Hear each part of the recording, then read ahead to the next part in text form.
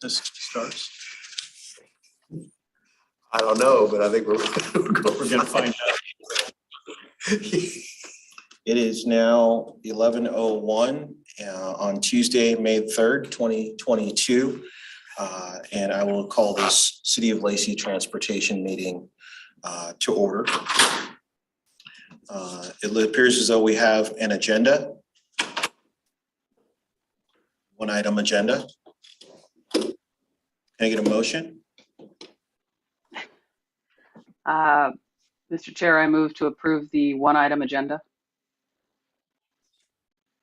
Unfortunately, I'll have to second that. So we have an agenda. Is there any discussion about the agenda? No, okay. All in favor? I look forward to the briefing. All in favor, say aye. Aye. Aye. So the first item up on our agenda, our only item on our agenda, is a construction update from Aubrey Collier, the design and construction manager. Good morning, everyone. Can you see my screen? Yes. Okay. Yes. I'm here today to give you a construction update. Let's see here. Okay, so first I wanted to go over the electric vehicle charging stations.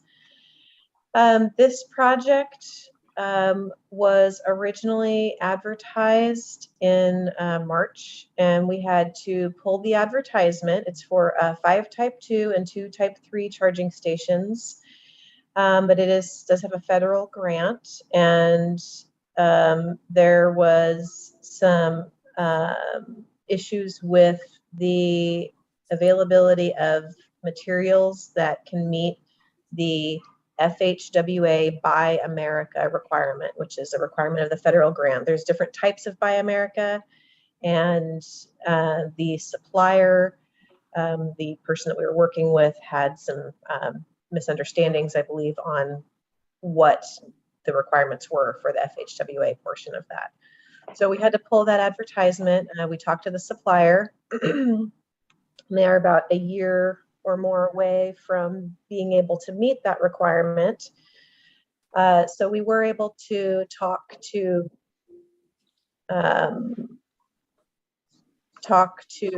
the Department of Transportation and FHWA, and they are going to allow us to proceed with the project. We just have to pull the actual Type 2 units out of the project and install those later. So the contract that we are now putting out to add, which will be later this week, is going to go out with all of the site work and infrastructure for all of the Type 2 stations. It will actually install the Type 3 stations, and then we'll be able to come in at a later date and basically sort of just plug those Type 2 stations in with city funds at a later point. So we're still able to use the federal grant to complete the majority of the project. So this should be advertised on Thursday. We'll open bids later in May, and you should be seeing this at a council meeting. I'm not sure the exact date, but that'll probably be early June when that will come to council. I have a question, Aubrey. Mm-hmm. Okay, so because of supply, we're unable to do the project in its entirety the way we had hoped for. Consequently, we'll have to use city funds to complete the project. Is that what I just? It's because the units don't meet the grant requirements for FHWA Buy America. So that requirement means that all of the material must be made in America, fabricated in America. You can't have any portion of it that's not. The only exception they allow is for like the whole entire project. You can have $2,500 or 0.01 of 1% of the project cost, and these units are much more than $2,500 per unit, so it doesn't meet that exception for that. So that's the reason. So it's not specifically that Buy America requirement. It's not the type of charger, right? It's not the Type 2 charger. It's a specific vendor we're using does not fabricate the unit using all American-made materials. Are there vendors So- available that do?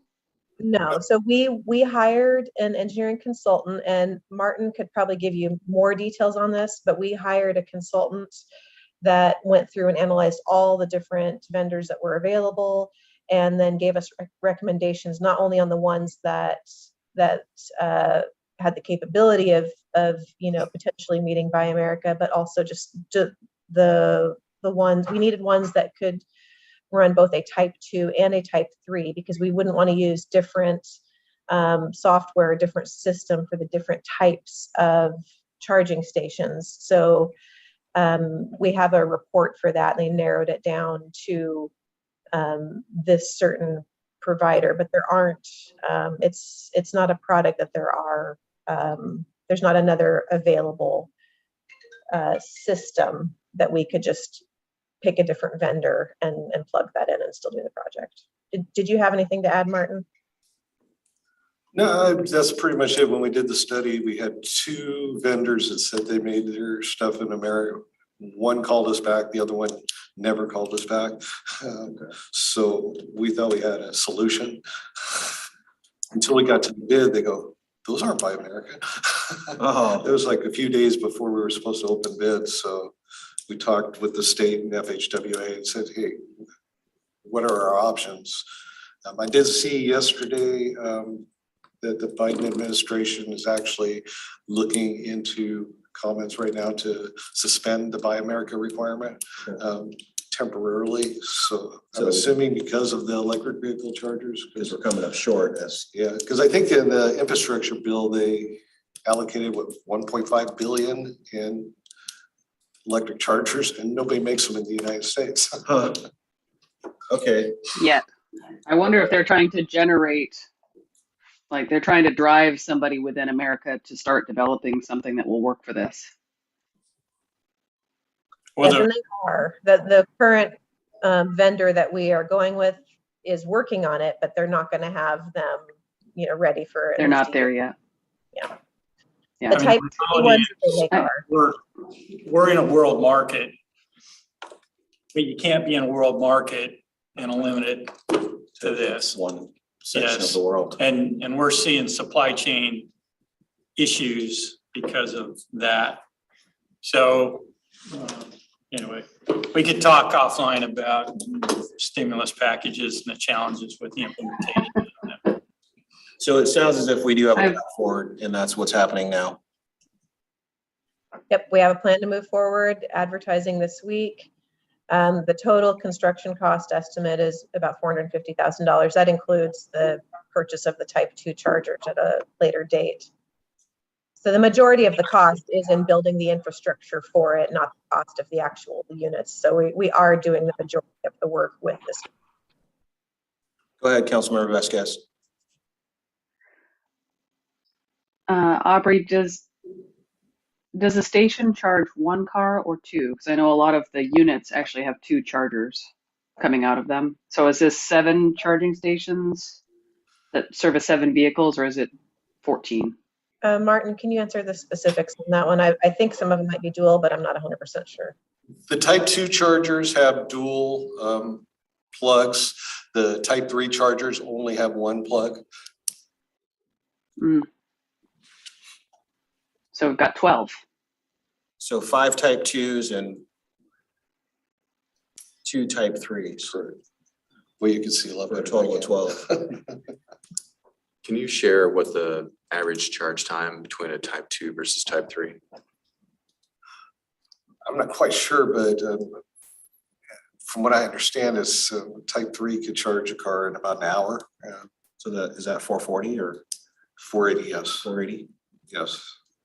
That's where all the cost was, because PSE could not supply that kind of power without some major infrastructure improvements. And then what is the type 2? It's a 240. Is the 240?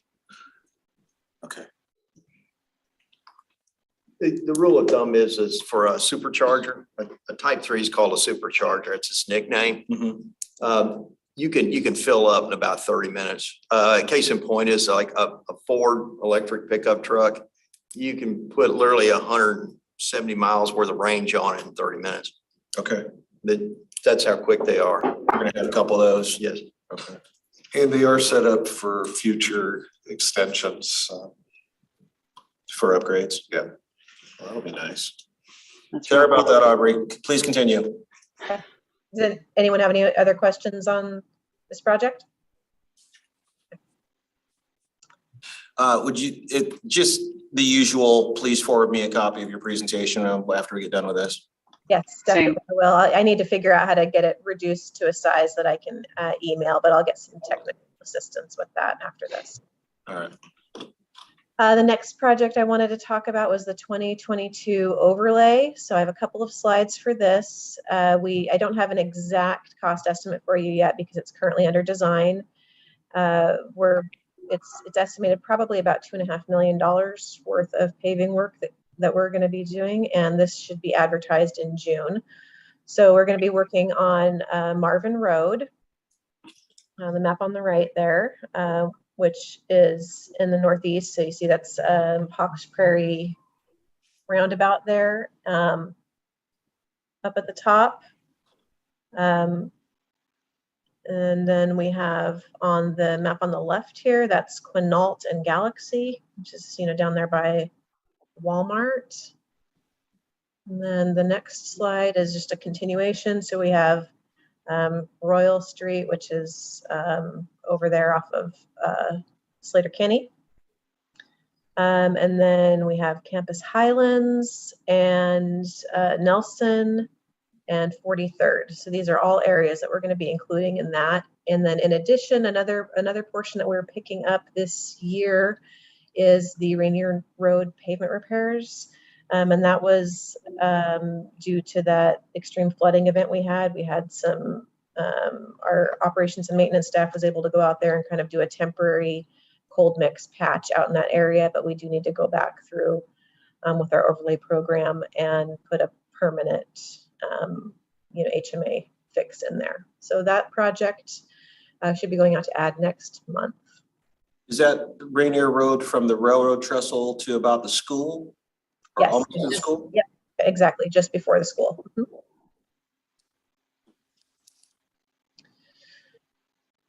Okay, this project we're calling it the 2022 utility improvements, but really it's about half of it is, or a little bit more, is being paid by transportation. These were originally transportation projects where we wanted to go in and pave, where we coordinated with our water department to say, hey, are there areas in here that you need to get some water utility work done, before we pave these streets. So there's a portion of this work that's getting done by the utilities.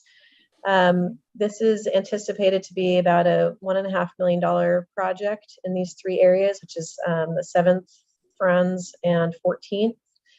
However, we are having some really long material delays right now. This is a very short duration project. Originally, we were going to put it out to act this month, but we're hearing from contractors and suppliers that it could be up to a 6-month lead. Some of them are saying more like 4 months, but either way, putting this project out to add right now would mean that we wouldn't be able to start until fall, which would put our paving window right in the middle of winter. So for this project and the one I'm going to show you right after this, we are going to change our plan and put this out to add likely in September instead of May, so that we're able to get all those materials procured over the winter and be able to start work by March. And that puts our paving window right in the middle of summer, where it should be. And that way we're avoiding having to have any patching areas that we have to deal with over the winter time. So this is 2022 overlay utilities, and then we're in the same situation with the Carpenter Road overlay and utility work, this is the portion of Carpenter Road, which is kind of right by the bus barn area. That's where that curve is. And so this one's a little bit larger project, about $2.5 million worth of work. But we're in pretty much the same situation on this one, where if there's a lot of ductile iron pipe, that we're just seeing that it's likely that we're not going to be able to get it into this construction window just because of those material delays that we're experiencing. And this is a continuation of the project that we did last summer in tandem with the county, where they did the roundabout, we did the road, we kind of stopped. And this is just kind of a continuation of that project. Is that what I'm understanding? I mean, it's a completely separate project. This is much further north than that one. So this one is over by the bus barn. So this is just this is the very first turn on Carpenter, just south. Yeah, where you're pointing right now is where Lacey Collision is at, right? Right there. Yes, exactly. So yeah, it's much further north than that other project. But yeah, so last year Blue kind line. of focused in the area that was further south, kind of near the roundabout area. And this year we're focusing on this portion of Carpenter. So just up to the woodland area. So for kind of perspective, the line on the left side is where the Lacey Collision is. So there's Route Lawn, there's the bus barn, there's Carpenter Road, goes up. And then you're gonna Yeah, hit there's the Home and Park right here. There's the new apartments. And this is the path of construction. Yep, Right you there. got it. Okay, so Lacey Collision all Yes, the way up to, okay. And where did the last project end? it was clear, it was south.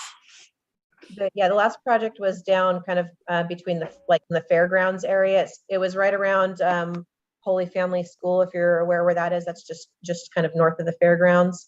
And that went from like the fairgrounds area down to where the other project ended with the county at the roundabout. So this project is much further north.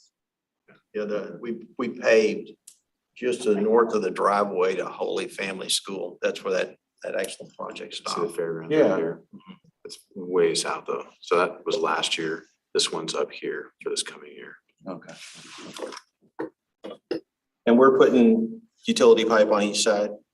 Yeah, so this one has a significant amount. I believe this one has about 4,000 feet of utility line improvements, and includes ductile iron, water main. And so this one is in the same situation where it's only about 80 working days. It's a fairly quick project if materials are available, but due to those delays that we're seeing, we're going to not be able to start it till the fall. And we don't want to be having Carpenter Road, which is so busy, having, patches on that through the winter. We want to build that in the right time of year so that we're able to do that paving in the summertime. Gotcha. It's also a challenge with the bus barn. The buses come and go during school season all the time. Yes, so that would be our preference also, is to do that paving work over the summer when school is not in session. So.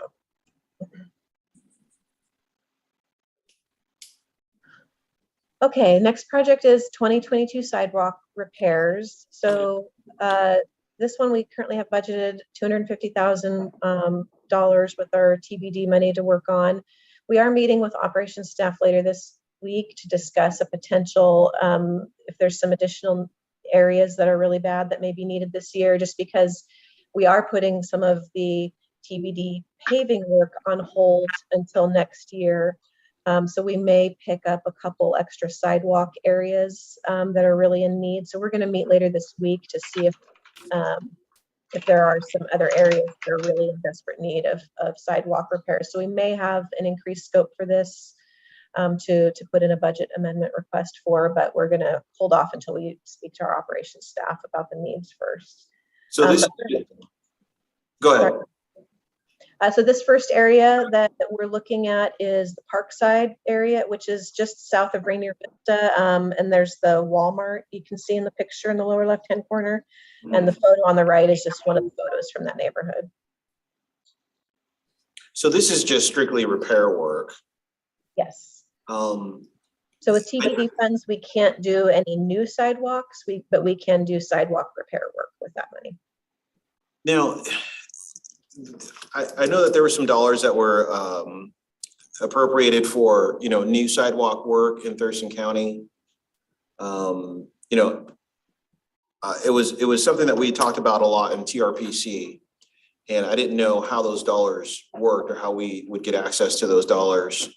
I I know that we have a lot of, pathways to schools that just don't have sidewalks. And one that I'm really concerned about is the school that's right off of Carpenter Road. Lacey Elementary, I believe it is. And in that area, it's on that same road where the lady was talking about. They have a lot of, there's like a hairpin turn in that little community there. I don't know, how do we get access to those dollars so that we can? Actually, that's a better question here, and that's something, we saw that the council had a priority for sidewalks, but that's where we need to inform the council what that really means. Because a lot of neighborhoods, this concept of I want a sidewalk isn't readily accepted when you explain everything that goes along with it. So we will provide you a greater presentation, but Okay.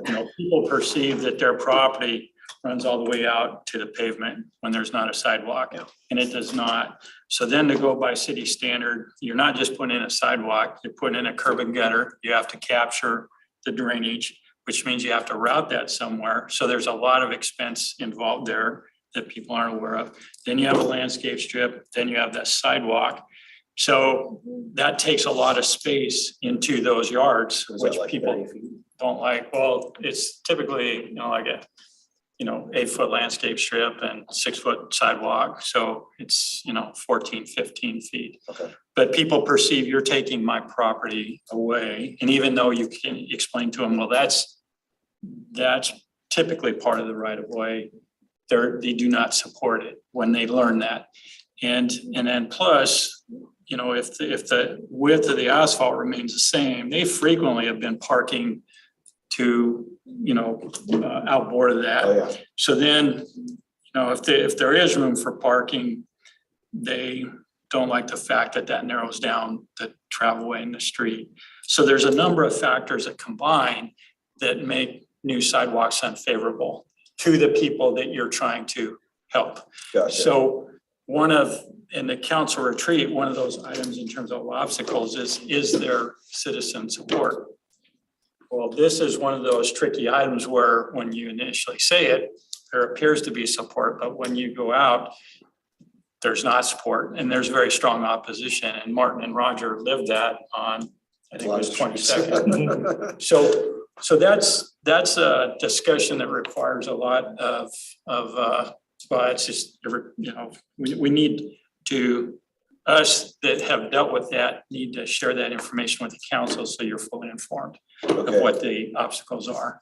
And Councilmember Vasquez. Please, come on in. I mean, I'd love to go to those public meetings with you because I think this is a safety issue. And I think that we need to center that as we talk about it. If there are spaces where there's a busy street and no sidewalk and kids need to get to school or people with mobility issues can't access bus stops, I'm happy to have that conversation with homeowners that are concerned about their yards. Because I think that the more important thing is installation of a sidewalk that ensures safety. And what you said makes perfect sense to me, but I think we still need to pursue installation of sidewalks if we have the funding. When the county did Invite me to those meetings. When the county did their sidewalks on Mullen Road, huge improvement. Yeah. And I think we're all pretty comfortable and happy with, seeing those kids walk to Timberline a little more safely than they ever had before. Right. Yeah, and I know that some people had to sacrifice a little bit of what they considered to be their front yard or their right of way. But I think all in all, it was a really nice improvement. Yeah, I think it's a good discussion. I think it's hard to go to one area because what Scott said and also what Councilmember Vasquez says, it depends on the area you're talking about. There is the safe routes to schools. But then you have to look at, okay, do we have the right of way? What's the impact on the neighborhood? It just needs a more global discussion about if we're going to target an area, what do those variables need to be to actually make that successful? It seems like, with these infrastructure dollars that are seemingly abundant right now, then maybe now is the time to start those discussions and start having those talks about how do we, potentially safen up these neighborhoods a little bit. One thing I could tell you, there's a couple things here that TRPC, I don't think was real clear. The funding that they have cannot be used in neighborhoods.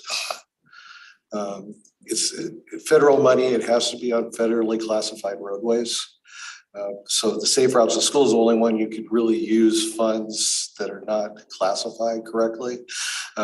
You will spend a whole lot more money with federal funds on these sidewalk jobs because you can't do it without touching the person's property. You have to kind of get the elevation to work back into the existing yard. So you have to pay for that. There's no option with the federal funds. So we need state funds. These are federal funds. Right, those are state funds, but we need, I'm sorry, those are federal funds, but we. Yeah, we're everything better off TRPC does is federal funds. So I think, I want to make a point that I think helps the discussion. You got to separate neighborhood sidewalks from arterial sidewalks. Right. And Lacey's done a phenomenal job. I'd say we've done a better job than any city in the region. You don't just go out and build sidewalks on arterials. It's a full road improvement project. And Martin and Roger have been gurus at getting those funding for those projects. They're complete projects. And, you know, you can list them, you know, like, for example, you know, College and 22nd, which did have sidewalks, but the pedestrian safety was a big part of that. Widen the sidewalks, push them back. You look at Carpenter Road from Pacific to Martin Way, which was just one of those strip paved 2-lane roads that had no sidewalks. That was, you know, then became a complete roadway project of which sidewalks were a component. That's really the approach to take, because you don't want to take a little 2-lane farm, you know, an old county road and just put in a sidewalk, because you want the full improvement. And if you do just do a sidewalk, you know, you're going to want to think about, okay, well, where should the sidewalk go? You know, so that we don't have to tear it out and replace it in the future. And if you're doing that, you're designing the whole thing. You know, I've So- noticed some neighborhoods have sidewalk on one side only, Yeah, you know, so that they can make room Yeah. for. Well, that was the standards back in the, I would say 80s. It was when Greg got here in the 90s where we started going to curb gutter and sidewalk on both sides of the road. Yeah, because Lake Point was built in like 91 through 93, I think it was, and that's a one side. That's on one side, not the other. And I think that was in the county at the time too. Oh, okay. but we have a transportation comp plan. We have a biped element of that comp plan, which just prioritizes projects. But there's, you know, to me, Lacey's approach has always been the right approach, is make the complete improvement. Now, neighborhoods is a whole separate thing, and I'd love to have that conversation. But, you know, like the example you used, Mullen, that's a arterial improvement, and it was a complete improvement. Yeah. You know, they went from 2 lanes with no sidewalks and no storm drainage and no streetlights and made a complete improvement. And that's the philosophy that we support and Okay. encourage. Sorry, Deputy Mayor, That was a nice little tangent. Go ahead, Robin. Michael had his hand up. Oh, Councilmember Stedman, please. Oh, Thanks, Malcolm. You know, a lot of this is, the rub is, you know, twofold. It's not in my backyard, but it's, you know, they don't mind the taxpayers, their monies, if it benefits the general good. It's really just, you know, public safety issue, you know. If it impacts them, then that's where the rub's gonna be. But when it's somebody else, then it's not really a big deal. And it's just communicating that and getting them to realize that it's safety for everybody and an improvement for everybody. And I think you quiet a lot of the noise, I guess you could say, when dealing with easements and stuff like that. So I don't know, just I wanted to Well, I'm glad we're starting to have, you know, make at comment on least that. open up this session of conversation. It's something that's been a topic in a lot of the multi-jurisdictional meetings. And, you know, how can we make paths to school safer. Those neighborhoods that don't have sidewalks, but they have a lot of kids, walking to school in the morning at the same time. Tons of people are going to work, and so on. So, this obviously is just the very beginning of a conversation that we'll probably have in the future. But I'm glad we're getting started, and I would definitely like to, like you said, this could be an entire meeting of its own. Yeah, we'd be happy to. Yes, put together. it's the, Malcolm, Mr. Chair. Hold on one second, Councilmember. Go ahead. I was just gonna add that you're kind of witnessing it with the Mullen Road project that the county just completed all the way to Carpenter. We did the Mullen Road section back in 2006 in front of the schools. Lakes Elementary and Timberline on the north side. There were no sidewalks. There was just 2 ditches and a 2-lane road. And the kids walked down the bottom of the ditch. They had a goat trail carved out along the edge of the ditch. And that's where they would walk from Ruddle Road. And literally with no street lighting. There was maybe 1 or 2 street lights on that whole entire corridor. And so it was one of those where we gotta build the whole corridor. We cannot piecemeal this thing because of what we're trying to accomplish. And that's what we did. We secured the funding, built Mullen Road from Ruddle all the way out to the fire station. And then the county picked it up from there. It took them a while because these things don't move that quickly. But what you're seeing is that long march down Mullen Road eastward, and then eventually you're going to turn, you're going to go up Carpenter Road. It's just what you just said. You're kind of hitting on how this connectivity works, particularly on major arterials and collectors. But I don't know if you were around back when Mullen Road was literally a 2-lane road in front of the high school and the elementary school. The complaints were plentiful. Mark can attest to that. We took a lot of complaints because it was pitch black darkness. Yep. And the kids walked to school in the bottom of a ditch or along the edge of the ditch. Yep. So, that's what we do. We just correct these things. As Martin said, College Street's a federal, it's on the Federal Register, and that's why we can use federal monies to do those types of, pedestrian improvements, pedestrian cycle improvements like College Street. And that's again, that goes back to these nuances, different types of federal funds that you can use and can't use and when you can use them. Okay. But it's not clear cuts. It's a complicated process. In fact, I'll even go a little further. State funding, Transportation Improvement Board funding, the TIP, they have a sidewalk allocation program too, but you can't purchase right away with it. You can only put sidewalk down, which is like, because they don't want to get involved in what happens when you start, acquiring right of way, because you just trigger so many other issues with it. They just don't want to spend a lot of money on right of way. So, okay. I'm sorry, I didn't mean to belabor this. It's good. But you're right about links. What we do is we try to tackle the missing links that are low cost and we know we need them, like on 54th. We put in the missing link on 54th on the south side because that goes over to Aspire School. Yep. We did that 2 years ago. I remember that was one missing link that we finally got in place. That's just what we shoot for, but it follows the plan that Scott mentioned. We try to take care of all these missing links in these areas near schools first. So, Councilmember Vasquez. You mentioned it, but as we're talking about having this conversation and about our policy priority of doing an entire street improvement, I want to make sure we're talking about bike lanes as well. Oh, sure. It's Bike to Work Month, so I'd be remiss if I didn't bring that up. I want to see more bike lanes on some of our arterials. Can I share one more thing? I don't know if you noticed in TRPCs, they're going through that grant process. Sidewalks alone, you lost points in that new grant process that they're doing right now.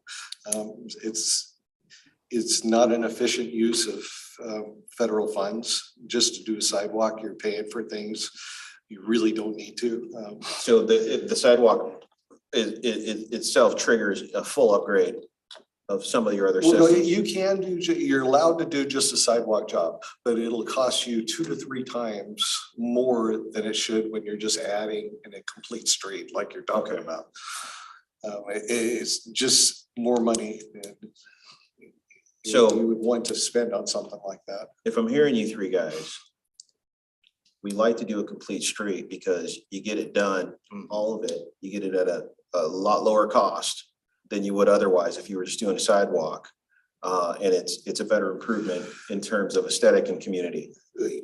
What I just want to caution you on is that federal funds come with a lot of strings, and you're not all projects work well with federal funds. That part I know. And that's the one that we really concentrate on is what's the best funds to do that type of a project. And I mean, there's a whole bunch of them out there. We just kind of strategize on which one we can do the cheapest. Gotcha. Okay, Aubrey, you have the floor again. Okay, You have a lot of trigger points. So that's good. so yeah, so just to clarify, our sidewalk repair program, so that's a program that comes out of our TBD funds, which we typically have been allocating about $250,000 a year. And those are for repair work only. We can't build any new sidewalks with that. And so we work with our operations and maintenance staff to identify neighborhoods where we're having these issues, where we have tripping hazards and things like that. And so the way that we typically scope these projects is that our contractor will come in and remove the trees, replace the sidewalks, and then our operations and maintenance staff comes. And we also install a new root barrier and everything like that. And then our operations and maintenance staff will do a selection of, the appropriate trees that we think need to go back in that area. And they come back after the fact and will replant appropriate trees. So that's how we kind of scope those projects out. So this is the second area that we're going to work on that we know for sure this upcoming year, which is the Willows Crossing neighborhood, which is it's just west of the train trestle off of Mullen Road. So the train trestle is you can kind of see it in the lower corner of the picture right here. Oh, yeah, yeah. They have plenty of shoulder and room over there. Mm-hmm. If I could comment. So the Transportation Benefit District, when we went to the voters, the voter ballot specifically said is for repair. And it was for repair of asphalt, repair of sidewalks. Asphalt is a repair. It was not intended to be spent on new projects at all. It's kind of the fix it first analogy. Oh, sure. Plus our pavement condition model, which is basically asset management, runs various scenarios of models, and even plugging in 100% of the TBD funds into overlay projects is not enough to prevent our pavement condition index overall from continuing to drop. So to divert TBD monies to new capital would cause our pavement deterioration to accelerate. So that's, anyway, the voter ballot specifically said for Strictly repair repair. only. And so anyway, just All right, thank you, Scott. FYI. Please continue, Aubrey. Okay, so those are the slides I have for the sidewalk repairs. And like I said, we'll be continuing to work with the shop to see if there's any other areas of major concern that we might need to pick up this year. So we'll be looking at that later this week.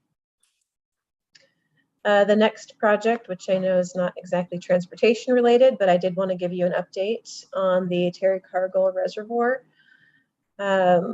which was awarded, I believe, in March to Phoenix Fabricators for $8.5 million.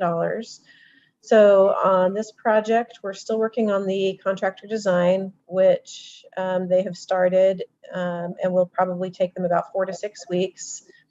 So hopefully sometime in June, we'll have that completed, and they'll be able to get started on the site work and then the foundation design.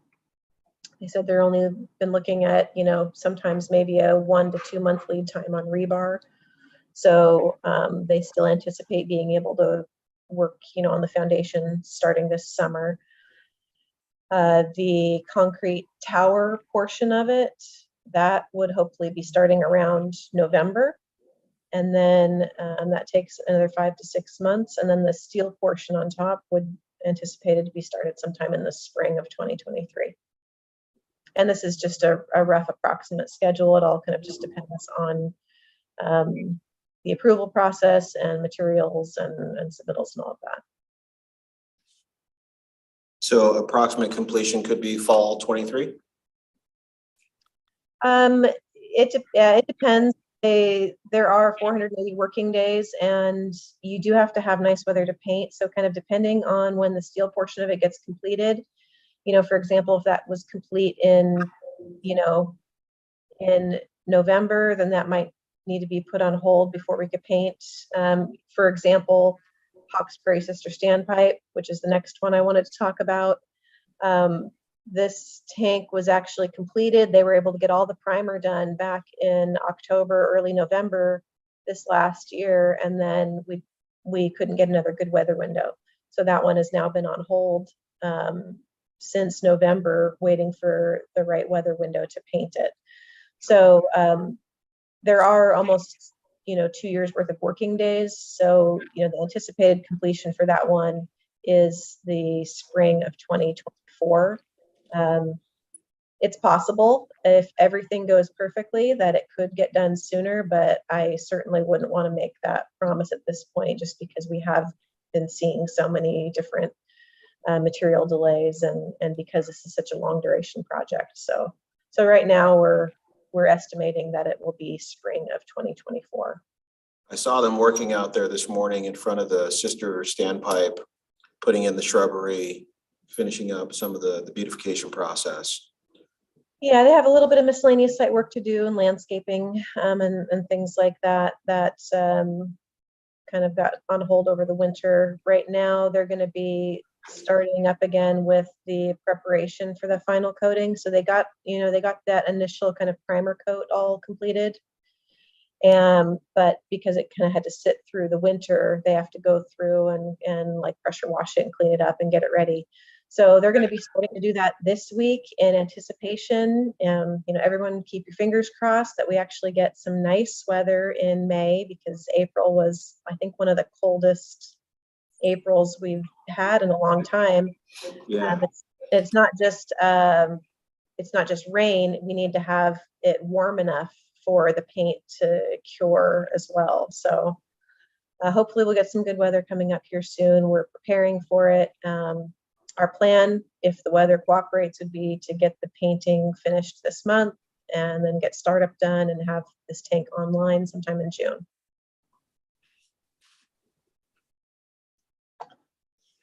And then the final project I wanted to talk about was the museum site demo. So this is for the future museum site, and they got all of the demo work complete on this site. It looks great out there. Construction total is just under $400,000, and they're currently preparing that site for the reopening of the food truck court. I believe the only thing we're waiting on at this point is the gates, which we're hoping will be delivered in the next 2 weeks here. So I was going to ask a food truck court question, but I think I probably should reach out to Rick and you find can out. ask. I probably won't know the answer, but you can ask. Okay, well, okay, fine. So what's the duration between, the demo is done and we may be able to open a food court, but the construction is going to start. We're going to have to close the same food court. Am I understanding that right? The construction for the museum? Correct. We don't have an anticipated construction start date for the museum at this time because we need to do some fundraising. But when we do start a construction project there, we will have to dismantle the food court. Yes, that is correct. Okay, so the food court's going to have a window. This time around on the food court, are we going to have the power that we need, or? Yes, I believe they're installing, I believe that's what you see in that picture on the right. I think that might be a temporary power connection that they were installing.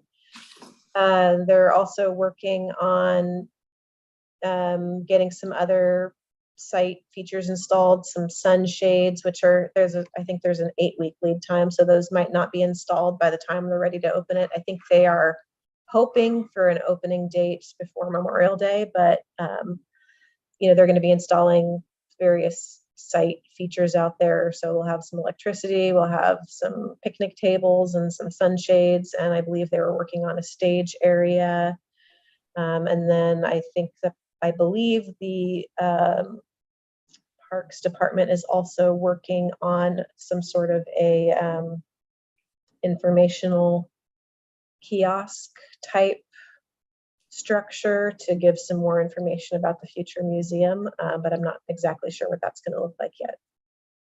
And then last question, and I know this isn't your department, but the last time we did the food court truck, it was a very limited hours, and it almost kind of felt counterproductive to the mission and the goal. It was a nice preemptive, hey, there will be a food court here in the future, but I think we only had them for like 2-3 hours a day, which I know that some of the vendors pulled out and said, look, I can't survive on 2-3 hours a day worth of selling food. Do we know if we're going to have greater hours in this go round, or are we still going to be trying to limit them to just a lunch potentially? I don't have the answer on that one. I'm not sure. I think we can bring that Definitely a Rick question, isn't it? Yeah, we can bring that topic to another committee meeting and be able to provide maybe the Finance Committee, Economic Development Committee, that update. Okay. But I think the goal is ultimately to have more consistent hours, maybe have some entertainment based around the depot building itself to provide more of a draw. At some point when the museum does get built, I think there's probably a way to isolate the food trucks so they're not impacting construction. You still have the overflow parking from I'll say Karen Fraser Trail, we call it the head end, trailhead sort of parking. So there's maybe some ways to work around that. And I know that this meeting isn't the meeting to dig into that, but as the subject was brought up, I thought, well, I'll try. Okay. Please continue. I believe that's the last slide. So Okay. if you want to see the time lapse of the museum building coming down, that's about the only other thing I have. Has anyone sent that to you yet? No, but it looks like we do have 12 minutes remaining. And if you want to take a few of those to show us, that'd be fine. Let me pull up that video.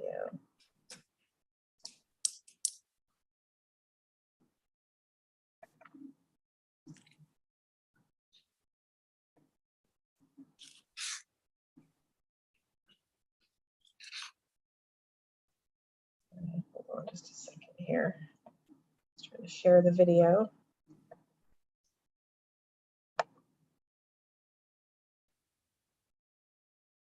All right, can everyone see the video?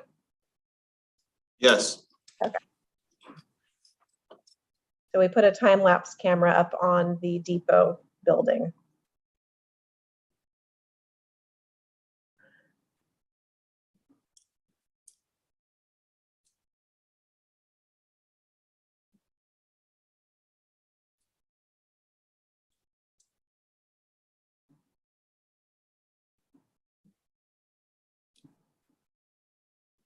I'm just looking at the percent of clouds versus Yeah. percent of blue sky. Yeah. You would almost think we had decent weather.